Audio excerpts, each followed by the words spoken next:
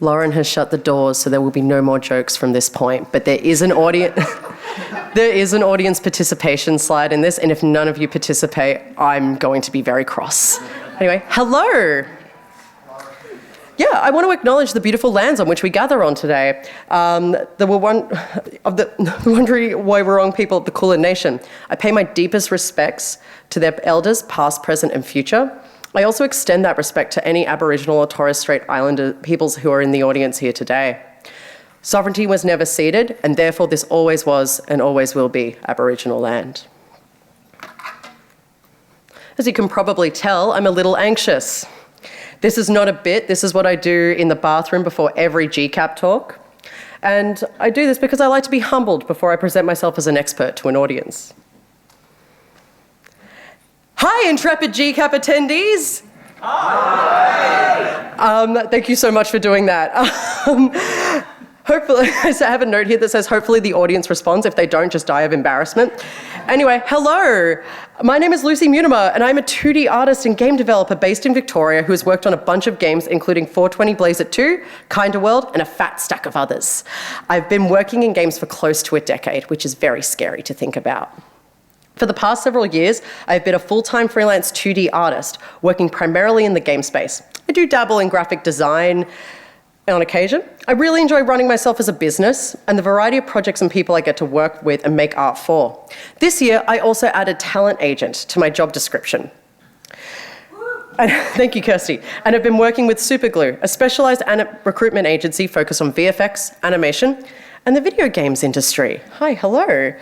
I work with our game dev clients and candidates and freelancers to help them find great people for really cool projects and studios. This means I've also applied for 1 million jobs, but I've also hired for 1 million jobs. So I'm in the unique position of knowing about the job hunt process from a candidate POV and a HR/studio POV. I also fucking love Dungeons and Dragons. So, before we get started, what game edition are we playing, gang? I'm hoping in today's talk you will have 3 key takeaways that will help you and others in your job hunt and provide some insight into the process. Namely, how to actually make a resume, folio, and cover letter when you're a mid to senior in your career. This will not be a talk aimed at people breaking into the industry or junior developers. While I'm sure there will be things that you can take away in this talk, if you fall into that demographic, you will have to do your own searching with that. This talk is primarily geared towards those 5+ years into a video game development career. Some, hopefully, helpful advice on the job hunting process from the POV of a dev and someone who has worked in recruitment. And finally, some resources and templates for you, your friends, and and others who cannot be here today. I think it's really important to acknowledge that we are in a cost of living crisis and in a particularly tumultuous time for the business of video game development. And therefore, some of the people who might need this talk the most will not be in attendance at GCAP today. Because of this, all the templates shown in this talk have been made in Canva, a free and accessible design tool that I had fights with this morning, and will be available after this talk for free and for your own use. I also encourage those of you in attendance today to take photos and share what you feel is valuable and important for others from this talk, online or with friends who cannot be here but may find the content of the talk useful. Our community thrives when we help one another, especially when times are difficult. Please don't hold back on sharing resources if you have them. Why present this as a D&D analogy? Why Dungeons and Dragons? Why just not call this Lucy's 50-minute resume yap fest? 1, you work in video game development. We are all big dumb nerds, and let's be real, gang, there's absolutely no way you would have attended a 50-minute resume talk without the carrot on a stick of tabletop roleplay being involved. And 2, the kind of paperwork you need in order to play any tabletop RPG. But in this instance, Dungeons & Dragons 5e has some really neat crossover for what you need in order to actually apply for a job. And so, with that, let's roll for initiative. Death save, you've been laid off. Surprise! In today's talk, we will be figuring out how to roll a new character after you failed your death saving throws. This is otherwise known as the very suddenly and unexpectedly losing your job, something that over the past few years has become increasingly common and devastating in this industry. I know that this is devastating because I went through it. In August of 2022, the first day back from annual leave for my 30th birthday, my colleagues and myself were pulled into a surprise all-hands-on-deck meeting with our studio CEO. Due to reasons that I am still personally processing and the difficult nature of what unfolded next, I can't go into the specific details of what happened, but suffice to say, we were being told that we were being made redundant. I am not ready to talk at length about the nuances of that particular experience, but I will say that I have not been able to navigate it without the help of our industry's union, Game Workers Australia, and the union reps at Professionals Australia. I encourage you to seek out those friendly faces with union badges or shirts this Games Week and have a chat to them about union membership. What followed next was one of the most exhausting and stressful periods of my life. I felt like I was thrown from a ship and left to tread water in a fierce storm. Not only was my livelihood and financial security gone, but I hadn't actually made a resume in 6 years. Sure, I talked to friends at other studios about whether one day I could work with them and if they needed another artist. But I'll be very honest, I had absolutely no idea where to begin. I also began to have this horrible sinking feeling that once I realised that most, if not all the resources I could find about resume and cover letter creation were geared towards someone trying to break into the industry, not someone who had spent a significant amount of time at a studio progressing and refining their craft. I had no idea what a resume, cover letter, or even a folio should look like for someone who was very comfortably being labelled mid-senior before her job title. While I eventually found my way, it wasn't an easy one. I made so many mistakes, so many. I believed so many urban legend myths about the job hunting process that it absolutely cost me some really cool opportunities. And so, I'm hoping with this talk, if it happens to you, you will not make the same mistakes I did. And you will have the knowledge to have a successful job hunt. Or maybe you're just one of those absolute freaks who likes making resumes for fun. But I can't relate to them, so they aren't the focus of this talk. What is a resume? According to the website seek.com.au, they would define a resume as something that is sometimes called a CV or curriculum vitae, and is a document that lists your work experience, education, skills, and achievements. Let's see if the animation works. According to Wizard of the Coast D&D Beyond, a character sheet you create for an original character is your most important piece of adventuring equipment.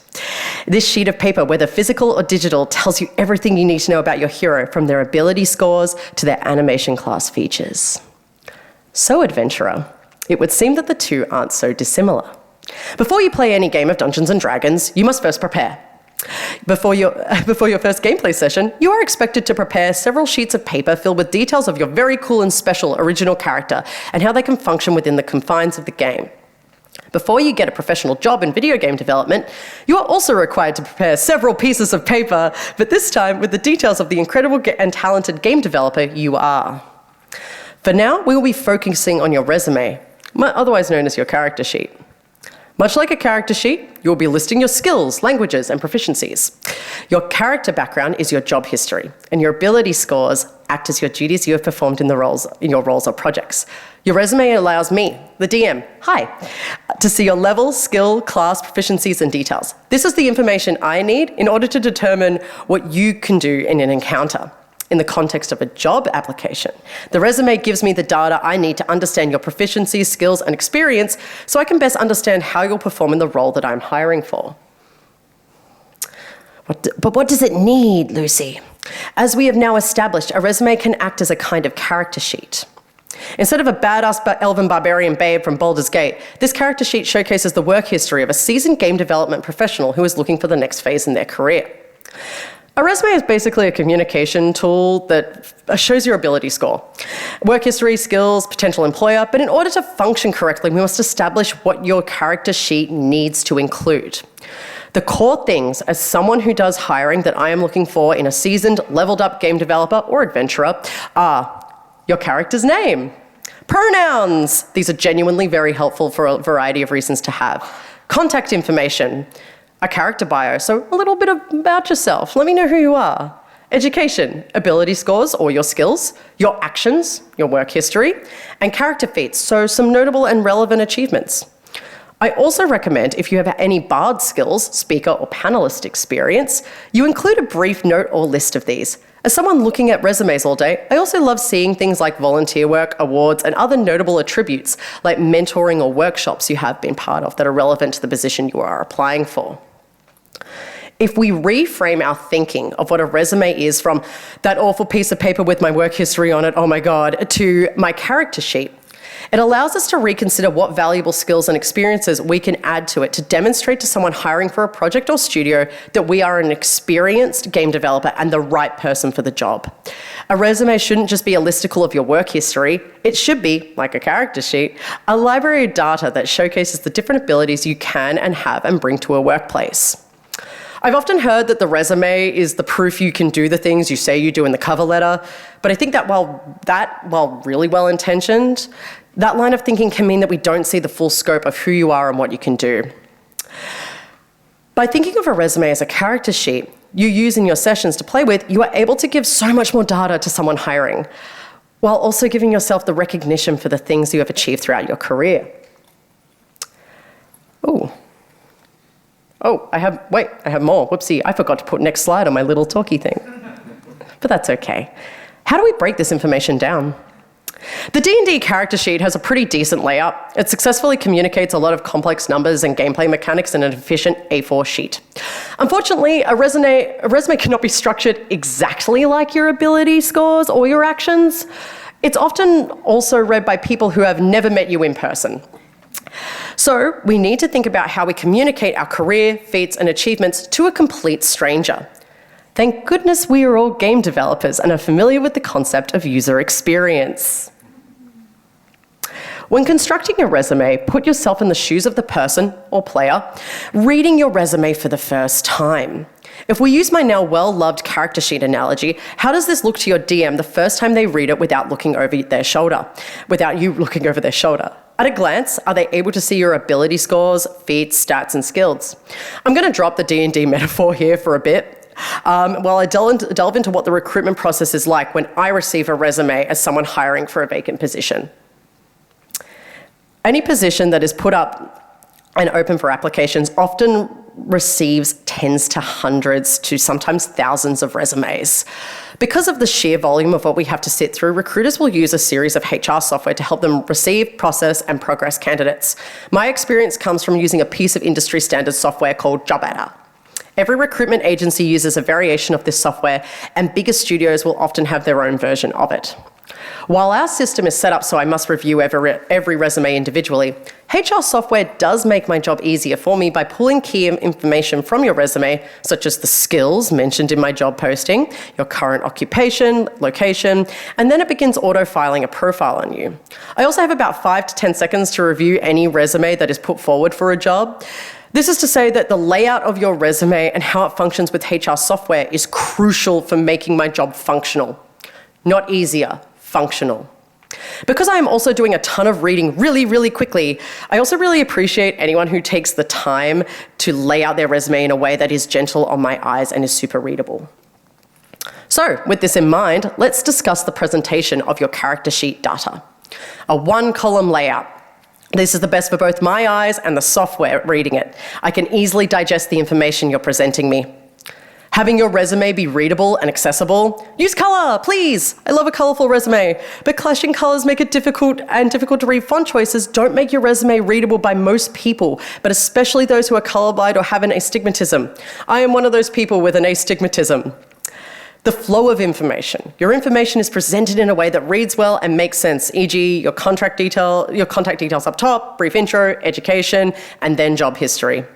Your work history, that one's kind of self-explanatory.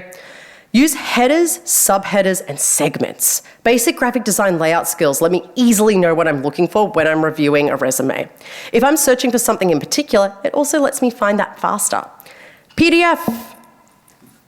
Lots of pointing at that one. A PDF is the only acceptable file format for a resume unless otherwise specified. It's also the one that's most compatible with HR software. Please use PDFs. Audience members with particularly good listening skills may have noticed that I've said pages and not page. When going through these points, if you've heard this, if you've recognized this, take a bardic inspiration. You've done very well in this talk. If you're several years into your career, you've often achieved quite a bit, brag, but rather than cramp this information into one weird page, much like a detailed and thought out player character sheet, your resume can be up to 3 A4 pages long in length. 2 pages is ideal, but I have only ever met a small handful of resumes that I've thought, oh, this did not need 3 pages. And even then, it was not a huge negative at all. An incredible career coach from Professionals Australia once told me that if an employer thinks that your skills are valuable and are a great hire, they will read the extra pages. And having now been on both sides of the hiring and recruitment process, I can say that's 100% true in my experience. But Lucy, this is fantastic, but I'm a badass mercenary for hire chasing tall, beautiful tiefling babes across the 9 hells. How do I communicate that I haven't had an in-house employer, but a string of contracted ones? First of all, it is an honor and a privilege to have the Blade of Frontiers at my talk at GCAP. I am so sorry I didn't romance you in my first playthrough. And second, you've asked a really great question. A large portion of jobs in the Australian video games industry are made up of contractors. Their work isn't any less than someone who works in-house at a studio, and often means that they are uniquely specialised and have worked on some really diverse projects. I will admit, in doing my own resume, I found this area very tricky. As I mentioned 900 years ago in my introduction, I am a proud freelancer working on a million different projects. And I wanted a way to communicate this on my resume and give them the dignity and space they deserved. Fellow freelancers and contractors, the best way I have observed and found in my own resume formatting is to present this information as follows. Your usual position header with the years you've spent doing this, the individual notable projects you can name in subheaders, and then in dot points your duties and accomplishments. I also have a MISC header where I note my business admin duties. I know how to do bookkeeping and I'm going to brag about it, damn it. Vague sentences about NDA projects and other services. Sometimes I do logos for other industries, but don't tell the other game developers. Hi, multi-classes. If you're an indie game dev, you might have run into this issue before where you're told that you have too many different skills and we don't know what to do with you.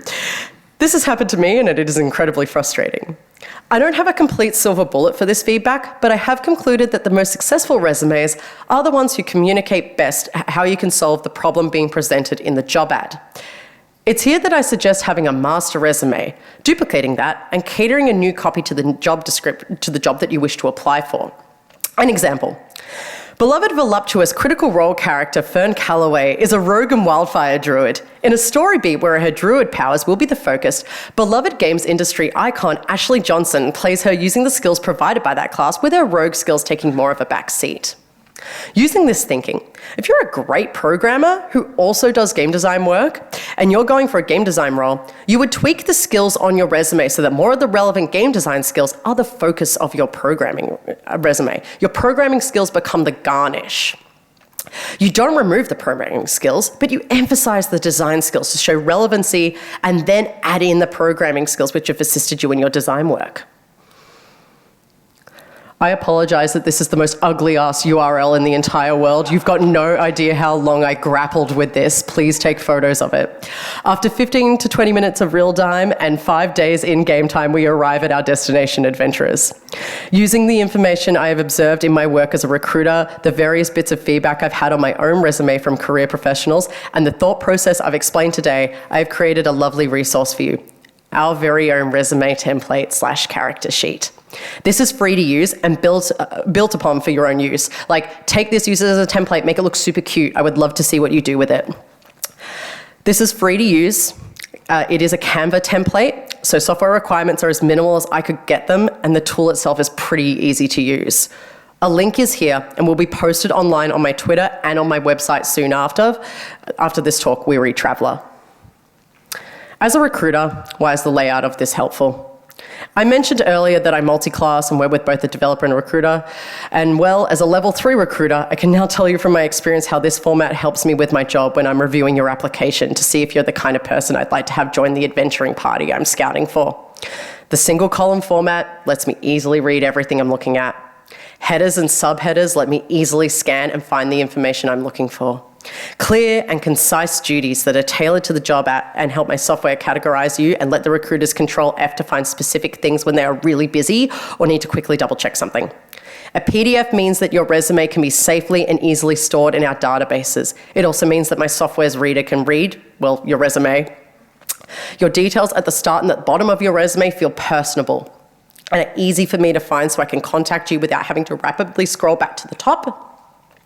Your LinkedIn, website, and other relevant social media is clickable and automatically added to the software so I can easily access your links. A short bio at the top lets me help to get to know you and what you do. A photo, this is optional. It is just lovely to see, and in a weird monkey brain way, it stops you from just being data. Your location is also deeply, deeply helpful. Most Australian game developer roles require developers in certain states so they can access specific grants and funding. Some roles can only hire individuals in certain time zones so that the team can work successfully remotely. And in other instances, some developers need to know your visa for just work reasons. You don't have to give me your exact address, just the nearest city name is acceptable. And having stuff in bullet points lets me easily assess your skills and achievements. Feel free to tart this up. I would love to see what you all can do with it. Unless your pet character is very near and dear to you, you often wouldn't use the same character sheet twice for every D&D campaign you play with a new group. It's important to tailor your resume to each position you're applying for. I know that this is draining. I really do. But if you make a master resume and then make a copy with tweaked bullet points that match certain key points in the job ad, you'll increase your chances of being in an interview and make my life as a recruiter so much easier. Resumes are about communicating your skills after all, so please pop your best foot forward and communicate the relevant skills when it's needed. What is a cover letter? Why the cover letter is helpful. If a resume is your character sheet with your stats, feats, and abilities, then the cover letter is the paragraph you send to your DM explaining your new OC and how they fit into the campaign. It's honestly as simple as that. Keep the cover letter relevant to the posting, introduce yourself, and have a professional tone that is appropriate for the position that you're applying for. What should you communicate in it, though? With this in mind, I recommend keeping the cover letter simple and to the point. The best approach to a cover letter I have found and most helpful came from my experience and from Professional Australia's Gabby Laverde, an employment counsellor that you can get free access to with your membership fee.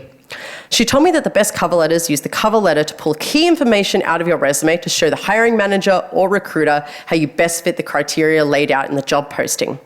If the job ad says, we need a level 6 warlock, but we are open to wizard applications, and you're a wizard applicant, use the cover letter as a way to pull examples out of your resume where you can fulfill the warlock capabilities in the job posting.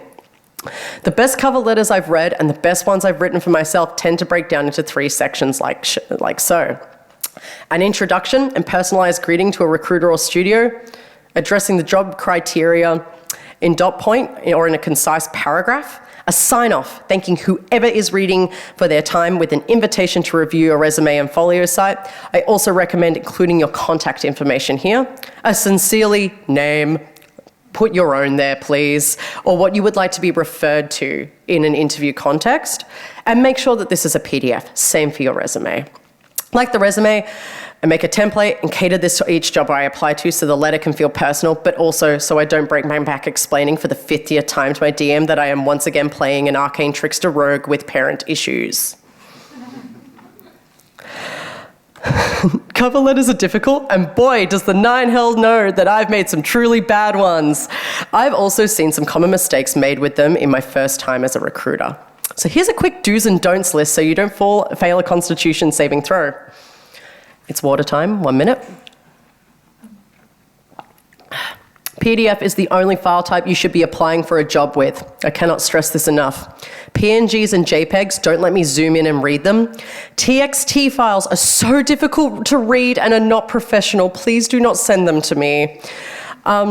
PDF is professional and the best way to deliver this information. Most non-PDF files are also often incompatible with HR software.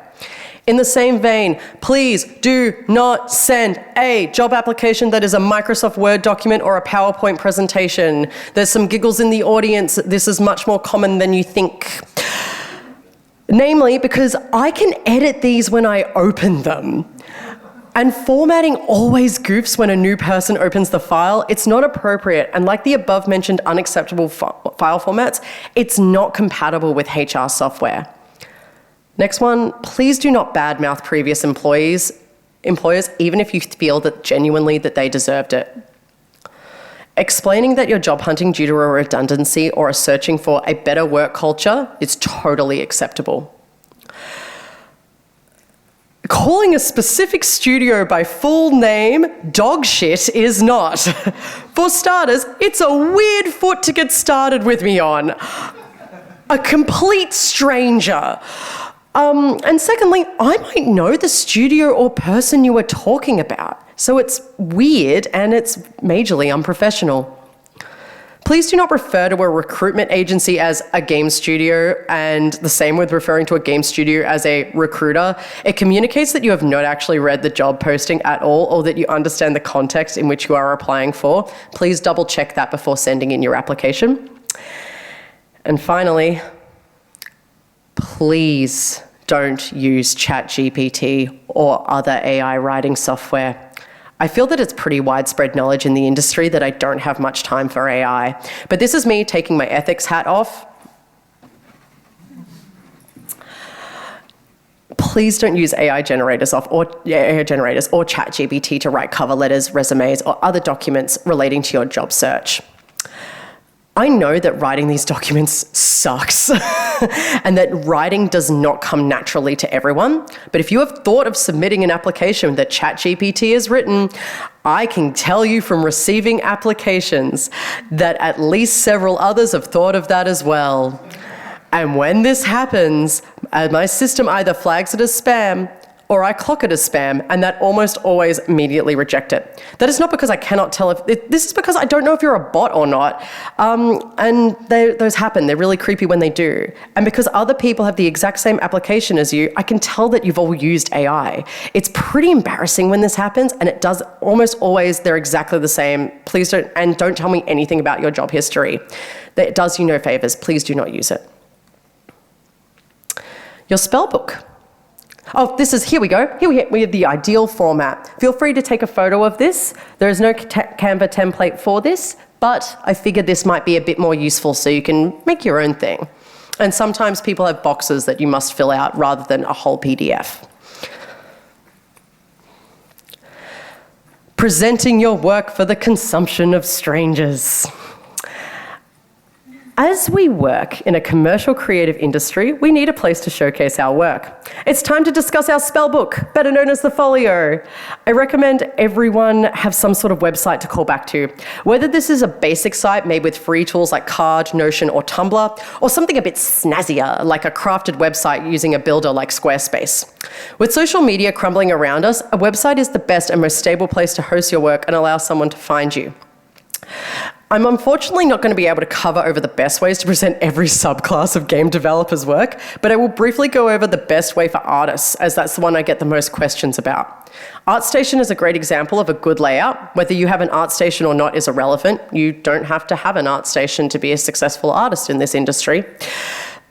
But most successful folios I review treat the presentation of that overall grid that they have as a piece of work itself and not just the individual works. Like with our resume, the user experience of the overall folio is very important. Oh, whoops. I forgot to think. Here we go.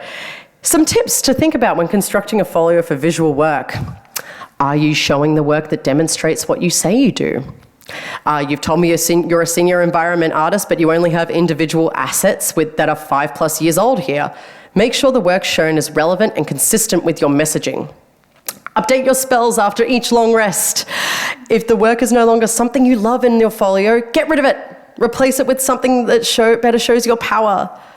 Does the work make sense when laid out in a grid? Does it look appealing to a stranger? Make sure the cropped images look good on your main page and that they're uploaded in an order that makes sense to a viewer, but also looks gorgeous. If the main page looks haphazard and chaotic, I probably won't spend too much time perusing your folio. If the attention to detail is there and the work is laid out in a way that makes the landing page look beautiful, I'm more likely to explore. And is the work of a professional standard? This is a really difficult question to ask yourself. If the goal of the website or online folio is to get commercial or professional work, is it the standard that you'd expect to see? If it's not, then it's time to set yourself some homework and refine your craft. I have some very brief website recommendations. These are ones after talking to some friends and also doing some research that tend to be pretty good. Some of these are also low-cost options. I do not recommend Squarespace for artists though, as there's no easy-to-use grid layout. Okay. NDA navigation time. NDAs are really difficult to navigate. Before presenting any piece in your folio, I recommend rereading the contracts associated with your employment and making that work to understand what you can and cannot show. Legal advice is always the best advice here, and this is not that. Artist, game dev, and HR weirdo, not a lawyer. However, I will say that if you wish to present work that is under an NDA, there are generally a couple of acceptable ways to present that you can discuss with your client or employer. They are password-protected parts of the website. You can hand a password out to specific hiring personnel, placeholder names and employer-approved images. Once the project is released and has been consumed by the public, then showing some of your work in the form of project or showing the trailer is also fine. A Steam page is also acceptable. Saying that you did X duties at X studio on unannounced project. These are all suggested with the caveat that you read your contracts and have a discussion with your employer or manager. Ooh. You gotta use LinkedIn, guys. I'm so sorry, everyone. I'm going to have to deal you some psychic damage. When applying for jobs, it is necessary for you to have a LinkedIn. Let me preface this by saying that I do not enjoy LinkedIn. I do not enjoy how it props up certain kinds of individuals with their word soup posts and self-congratulatory comment sections. But the reality is that in order to complete most job applications, you not only need one, but you need a somewhat active one. LinkedIn is where recruitment and HR live, so naturally that's where all the job postings live. All HR software has LinkedIn functionality and plugs into the site. All recruiters look at your LinkedIn and it's necessary to do so. Your LinkedIn can be a pleasant place. In order for LinkedIn to be one though, you have to put in some work. As a professional game developer and recruiter, I like LinkedIn for the aforementioned job reasons, but I also like it because if I don't have a role for you right now, it lets me keep personal and professional tabs on you, and I can let you know later. I can update those who you are connected with or following me with random job tidbits, promote projects or causes, and also you can put work that normally wouldn't fit on a job application on a LinkedIn and brag about it. I still have, it's a basic online resume available for hiring people to look at as well at a glance, so that way you technically don't have to give them one. And you can get endorsements and recommendations from mentors and those you have previously worked with and give them back. This is actually a really neat feature, and on bad days I like to read the lovely things folks have said about my work. And I can keep in touch with you all. LinkedIn's algorithm also rewards users who post something new or repost with a comment once a fortnight with visibility, so it's pretty low-hanging social media fruit. I will say for artists, you do have to opt out of LinkedIn's AI data collection tool if you are not using a program like Glaze or Nightshade to protect your work. Ooh, I forgot I put this in. Gather your party. You have the tools. Where to find adventure using recruiters and your networks. Let's figure this out. You're ready to go. You've got an amazing resume. But now you have combat. You've secured the interview. Time to make a charisma saving throw. The focus of this talk is getting your character sheet in order, so I actually won't spend too much time on the actual interview itself, but I will provide with some basic advice on how to present yourself so you don't fail your spell checks. On average, I conduct 2 to 4 virtual interviews on my superglue work days, each day. Here are some ways that you can set yourself up for success.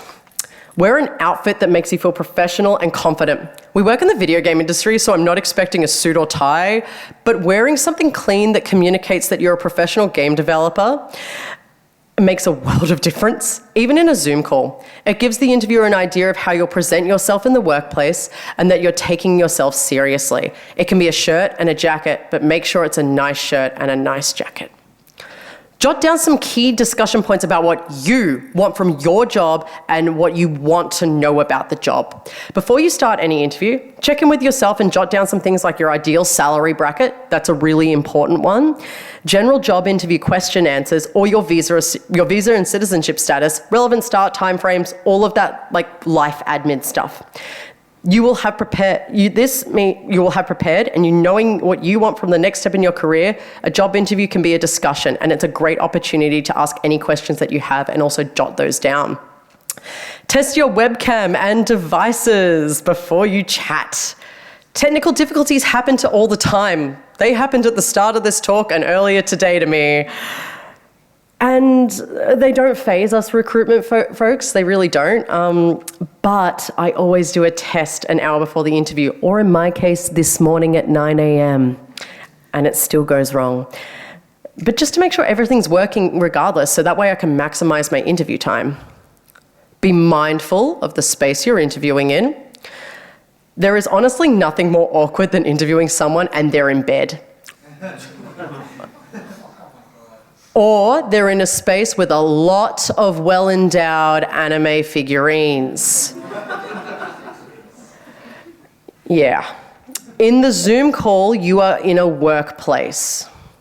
If the space you're interviewing in doesn't feel like a workplace, please utilize tools like the blur background feature or virtual background features in your meeting space software.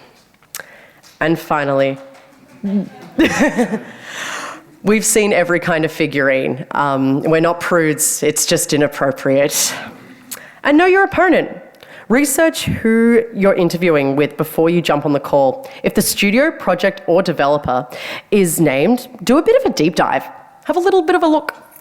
And develop the questions you'll ask about the workplace or role. If the studio or project is under NDA, which happens a lot, and kept anonymous, research the recruiter or agency who is conducting the interview to understand what they may be looking for. You can also develop a series of questions from the job ad to discuss in the interview with the recruiter. Job hunts are stressful, and I won't pretend that they aren't. And when your spell slots are shot, you've taken a few too many hits, and your last health potion is well and truly behind you, it's time to take a short rest. It can be really easy to get into the gross grind mindset when looking for a new job, especially after something as upsetting as a layoff. You often also have mounting financial stresses and other factors gnawing at you too. That's why it's so important to take care of yourself so you can recharge during this time and stay uplifted. Everyone is different, and therefore will have different habits to keep them happy. I personally found modding The Sims 2 and walking my dog helpful during my worst job hunting time. Find yourself a hobby that lets you recharge and stay positive. Check in with the other members of your adventuring party and do things that bring you joy. Hey, you found a new job. Level up. You did it. You found your new workplace or client. Well done, adventurer. Prepare your spells. This is no small feat. And after what you've done, take the time to celebrate it. A thing I've taken from my own extreme job hunting circumstance that I have to do for my own business as admin as a freelancer is once a month, check over your resume and website. Make sure everything is serving you and add any cool new things. The next time someone random asks you for a resume, like at a place like GCAP, you'll feel better about it. You just will. And for you arty types like myself, it also is so much less stressful when you don't have to update your folio in a panic every time you think someone will be looking at it. Thank you. Yeah, you can clap.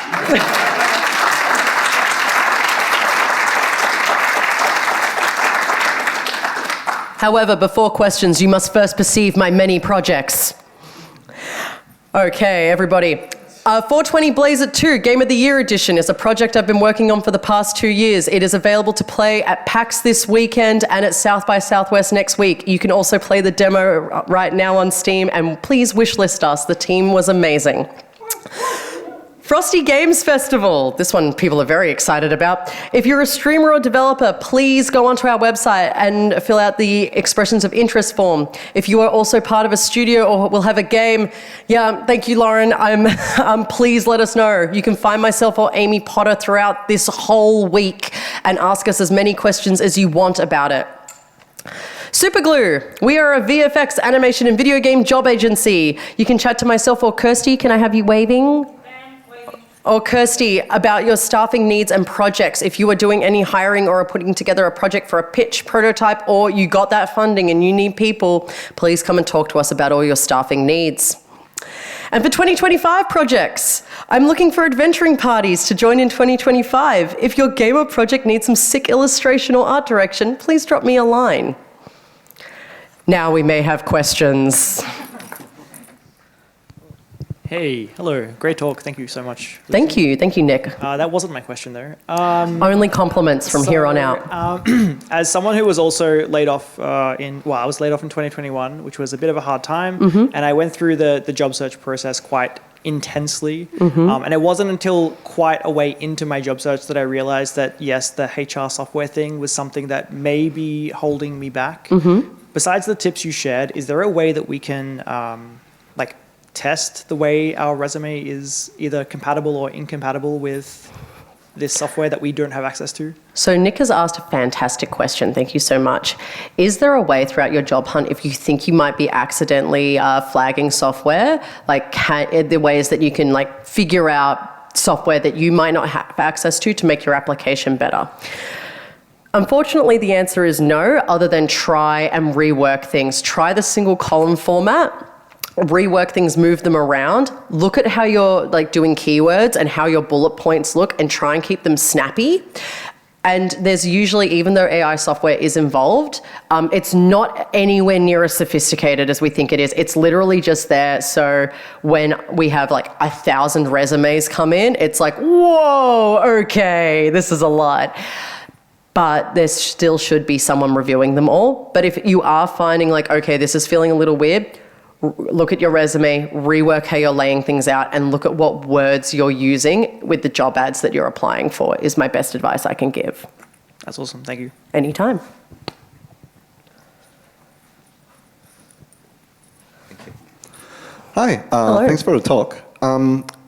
Weird question regarding the resume and picture, but you said it's optional. I've heard some mixed takes about that and how some, studios or recruitment centers actually recommend you don't use one because they think that it might be used either to discriminate, or some companies want to not be accused of discriminating, so they don't want you to send that. Is that something you can confirm or deny? Everyone is different is the really horrible answer to your question. People will have different takes on this, just how game developers, we all have a preferred engine. It's one of those. However, I think it's really optional. I like seeing a photo as a fun thing. In terms of diversity hiring, it is something that is nice, in a good way for us. It means that we can be oh, hell yeah, we can, if a client has expressed to us that it's look, we would like more diverse candidates, when you present people to us, it means it's something we can keep in mind. We do all have our biases, but I would not say that's the fault of putting a photo on your resume, but rather the individual who might be reviewing that. Thank you.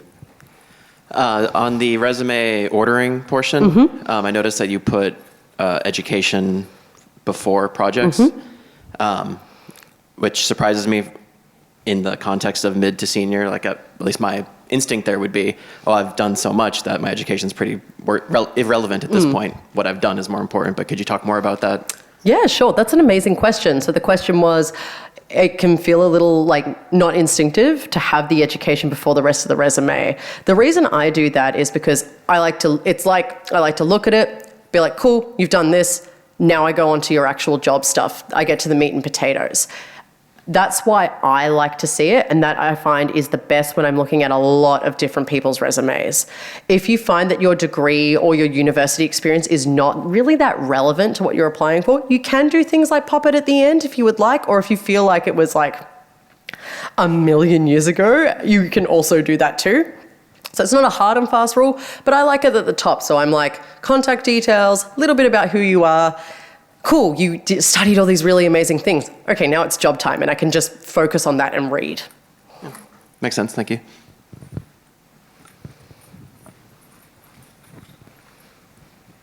Really great talk. Thank you. Thank you, that's very nice. I have two basic questions. A twin spell question, you know, they put it. Yes, we're bringing the analogies to the crowd. I love it so much. Okay, first quick question is, you mentioned something about a 5 to 10 second sort of squiz you'll give over a resume. Can you elaborate on what you're looking for there? It depends on the job, like it really does. We will have a brief from a client that's often pretty similar to what the job posting is. Maybe has a couple of bits of information like, we like to do like this culture stuff, and it's like just stuff to look out for. So it's literally that. I'm looking at resumes and I'm making a decision as to, okay, who am I going to review after I've done this review? And I'm going through it. So it's literally 5 to 10 seconds because of the amount that we have. And it's just, okay, this is in front of me. If I'm intrigued, I will do a little bit more reading and I will pop it in a different pile, and then I just keep going from that. So that's why it tends to be 5 to 10 seconds. Okay, I'm going to spend longer asking this question. What things are going to pull you further? Like, what catches you? Or is that really dependent? I'm so sorry. It is really dependent on the role. However, as a general rule, honestly, readability. If I can read and look at your resume, know that it's a professional document about you, and it's laid out in a way that's gentle on my eyes to read, because it's like, I'm reading a lot of pieces of paper on a screen. If it makes my life easier in getting to know you and it communicates really efficiently, that's honestly the best thing. Cool. Okay, sorry, one more time. It's okay. Really dumb question, but... There's no such thing as dumb questions. If, say, you get resumes that have the same format, so say people are using your format or they're using a format that they see everywhere, as a recruiter, do you care? You're seeing like a bunch of... Not unless it's really, really bad. Not unless it's really, really bad. I'm like, I look at it, I'm like, oh, sick. You've like put some effort into this. You want this to look nice. That's nice.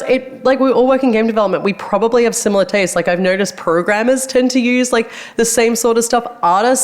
Some artists will literally use one type and other artists will use another. And that's like fun psychology stuff for me. It's not a negative at all. But yeah, like make it personal. Like if you grab a Canva template and you put colors that you like and feel represent you, that's great. Feel free to do that. And don't worry about being someone like someone else.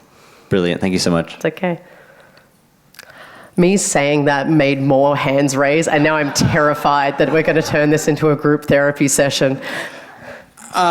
This is slightly unrelated to that, but big studios versus small studios versus startups, changing the way you present your resume for a smaller studio, you know, I feel like a lot of what we were talking about here is for those like big 1,000 application Not places. necessarily, no. But how would you treat it differently? And if so, how? Would you treat your resume and application differently for a big studio depending on its size? Generally, no, unless it's very appropriate, which I know is a very vague non-answer. But like, you should be able to treat, if an indie has gone to the trouble of contacting, say, us, a recruitment agency, and we've posted ads on LinkedIn, you should match that professionality in terms of your application. Just because they're in, like you, honestly, at the end of the day, you don't know what their backing is, you don't know how much money they've got. Do not make your application less because you feel that it's an indie or a AA or a AAA. It should be sort of pretty consistent across all of them, depending on what kind of work you're going for, of course. Yes, Kirsty has something she can add. This is my boss, it's okay. Sorry. Amazing presentation, Luce, as Lucy's boss. Thank you. Just to add to what you guys were saying before, what employers are basically looking for on their resume is to see that you have already done the job that they're looking for. So if you read the job ad and you build your resume to demonstrate, yeah, I've not only got these skills, but I've done these skills in a similar context in a similar studio. So that's what they're looking for. So they're looking that you have read the job ad and that you can show that you've worked in a similar situation doing something similar, particularly at mid-level. That's kind of what they're looking for. So that's what we're looking for too when we go through. We're looking to say, oh, this person has these skills in a similar kind of studio, in a similar kind of context. Yeah. So yeah, absolutely. Cater your application to the studio that you're applying for, but don't make it, this might not be your question, but don't make it less than just because the studio seems smaller or seems bigger, which is also a bit scary. My thought there was more of leaning into the generalist versus specialist angle of your resume presentation based on the size of the I would studio. say only lean into generalist if it seems like a pretty generalized role. Lean into specialist if it's a specialist role. When it comes to the portfolio section, don't want to go too depth, but the service That's level, okay. when it comes to like a design portfolio, what's the elements would a recruiter be looking for in there? Because often design work can be very varied and difficult to explain. Like, here's this spreadsheet, look at it, it's amazing, right? Like, what would you expect in that sense? Well, in that sense, like, first of all, I love to look at a design spreadsheet because I'm a little freak. But that's also your work. Have it segmented by project and have the projects there so I can easily see your work for each thing. And let me click into the project and then have more of a deep dive into it. That's just a really good sort of website UI, UX thing to do. And it allows it to keep it separate. You're not going to have streams crossing over, etc. We have got 5 minutes. Yeah, cool. Mine's a very quick one. Love it. On the resume, what are your thoughts on arranging like work history and stuff in forward chronological versus reverse chronological order? Please do reverse chronological. Do not do actual chronological. It makes my head hurt. Awesome, thank you. So that is most recent and therefore most Most relevant recent stuff and at the top. most relevant. And then working backwards from that to your least relevant / earliest. Yeah. And so just to really quickly add on to that. Yeah. So does that still hold then with education? So you've got education, which is usually going to be the oldest thing up the top, and then recent to older work history? Yeah, so I like the education at the top because I can just see it, I have the information, it's done, then I can dive into all the job-related stuff. If as I said in the other question, if your education is 1,000,000 years old, throw it right at the end. You can absolutely do that. But otherwise, at the top, and in arranging that, your most recent one at the top, bottom one at the bottom, and have them in like certificate, diploma, bachelor's, master, whatever, in that order as well, so academic order. Awesome, thank you. It's okay. So one thing I found, thinking about writing my resume is, if I've done multiple projects and jobs, I'm kind of doing the same thing at them. So apologies if this is in your template. No, it's okay. But, the way I try to format it now is I just have like a dot point of responsibilities generally that I've done, and then a separate list of these are the projects that I've demonstrated them in. What do you think of that formatting? So I have the project and then I have the duties that are relevant to that project. And then I recommend having a little achievement section for each project or each role. So that way you can talk about the other cool stuff. I use that section on mine to brag about the AGDA that I accepted. So doing that is generally a good way to do it, and it's good readability as well. Dot points are great. Please use them, but have headers before them so we sort of know what we're looking at. Like, are these duties? Are these achievements? Like that. Where's my volley? Sorry. I've lost my volunteer. How are we going for time? About 2 minutes. We've got 2 minutes. Can I give it to someone else just to ask a last question? So sorry. Who's desperate? You must fight in the corridor to ask the last question. Oh, I'm so sorry. This is like so trivial. So I'll try to be quick. Because you're using HR software to like scan their resumes, like what spelling should we use, American or not? The one from the country that you're applying for, but I do understand that question. That question is fantastic. The English you should be using is the Queen's English. That made my grandparents very happy. You should be using like Australian Standard English, unless you're American and that's how you write. But these are applications generally. We work with an Australian and New Zealand studio, so that's what's relevant. I haven't hired for an American studio, so I can't say what they would prefer, but it would also be odd if an American studio was opening a studio here and wanted me to do that in US English. But hey, stranger things have happened, so who knows? But generally, yes, please use common Australian English when applying for a role. But list other languages if you speak them. That's sick, just finding that out. Yeah. Okay, I think we've got to call it. Where's Laura and my volley? Yep. Yeah, there we are. Cool. So we're just up for time. Can we give Lucy a round of applause?